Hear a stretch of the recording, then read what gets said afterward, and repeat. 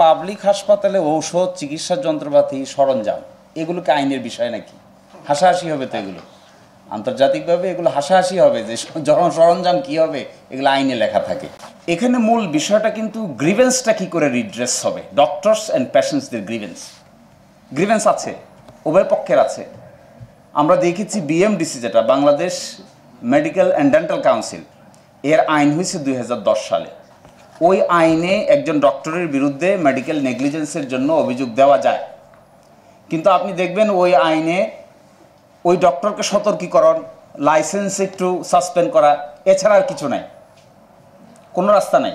তাহলে হাজার হাজার লক্ষ লক্ষ লোক যে মেডিকেল নেগলিজেন্সের শিকার হচ্ছে, তারা কোথায় কিভাবে যাবে? এইটার যে প্রক্রিয়াটা বলেছে, এই প্রক্রিয়াটা মনে হয় সঠিক হলো না আর কি। এই প্রক্রিয়াটা বলছেন ওনারা কোথায় যেতে হবে।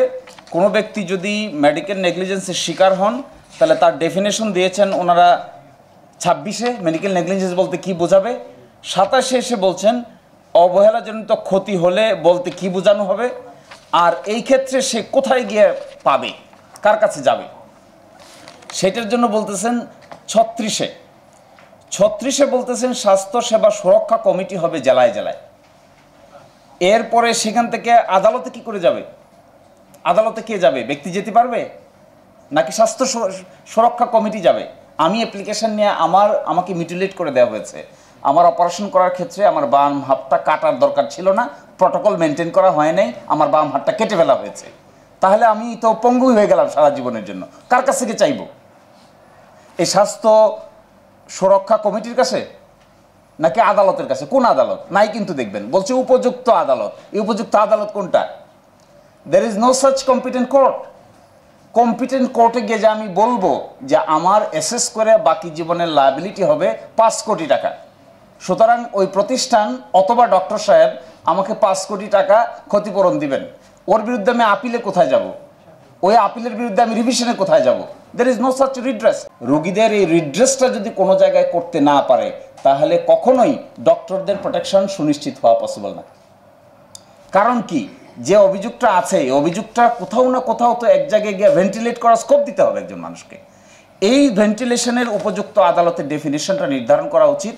এবং আমার বিবেচনায় ভোক্তা অধিকার আইনে একটা বিধান আছে, সেখানে বলে দেওয়া আছে যে প্রথম যে আদালতে যাবে তারপরে সরাসরি আপিল হবে হাইকোর্টে, মাঝখানে আর আপিল নেই। তার মানে কি, তাড়াতাড়ি করার জন্য এই প্রক্রিয়াটা করে দেওয়া হয়েছে। এই রিড্রেসাল মেকানিজমটা এখানে absent. We have to do this. আর সেকেন্ড হলো ডক্টরদের প্রোটেকশন অবশ্যই দরকার। ডক্টরদের ব্যাপারে যে কথাগুলো এখানে বলা হয়েছে, ও আমলযোগ্য বলেছেন। ও আমলযোগ্য মানে হলো অ্যান অফেন্স যেখানে accused cannot be arrested without warrant. তো ওয়ারেন্ট তো পুলিশ জারি করার ক্ষমতা নাই, ওয়ারেন্ট জারি করতে হবে কম্পিটেন্ট কোর্টকে। একটা কোর্টে যদি মামলা দায়ের করা হয়, কোর্ট যদি ওয়ারেন্ট জারি করে, তবেই ওই ডক্টরকে অ্যারেস্ট করা যাবে। এইটার নামে হলো ও আমলযোগ্য। আর আমলযোগ্য হলো কোনো ওয়ারেন্টের প্রয়োজন নাই, থানায় গেলেন, মামলা করলেন, ডক্টর সাহেবের কমানে দড়ি লাগালেন, পরের দিন জেলে নিয়ে গেলেন। অবহেলার কারণে জেলে যেতে হবে কেন? অবহেলার কারণে তো জেলে যেতে হয় না। অবহেলা is not an offence, it is negligence. এই নেগলিজেন্সকে ডিটারমিন করতে হয়। আর যদি অফেন্স হয়ে থাকে, তাহলে 304 অফ দি পেনাল কোডের এক বিধান আছে, যেখানে culpable homicide not amounting to murder. এমনও তো হতে পারে কোনো ডক্টর সাহেব কোনো অপর পক্ষের সঙ্গে তাল মিলিয়ে স্লো পয়জনিংয়ে কোনো লোককে মেরে ফেলেছেন, হতে তো পারে। সিনেমায় দেখবেন এগুলো আছে, আমরা কেস পড়েছি এগুলো, ইংল্যান্ডের কেস, আমেরিকান কেস, যে আস্তে আস্তে ডক্টরের সঙ্গে কনস্পিরেসি করে ডক্টর সেখানে স্লো পয়জনিং করেছেন, আস্তে আস্তে 3 মাস হসপিটালে থাকার পরে তার মৃত্যুবরণ হয়েছে। এইটা তো ক্রিমিনাল অফেন্স। এই যদি ক্রিমিনাল অফেন্স হয়, তাহলে তো পেনাল কোডে বিধান আছে, সেখানে যেতে হবে। আর যদি নেগলিজেন্সের কারণে কোনো মানুষকে অবশ্যই কোমরে দড়ি লাগানো উচিত নয়। আগে তো নেগলিজেন্স ডিটারমিন করতে হবে। নেগলিজেন্স ডিটারমিন করবে কে? কোনো বিধান নাই দেখবেন। কে করবে নেগলিজেন্স ডিটারমিন? নেগলিজেন্স ডিটারমিন কি আমি শিশির মনির আর আরেকজন করতে পারবে?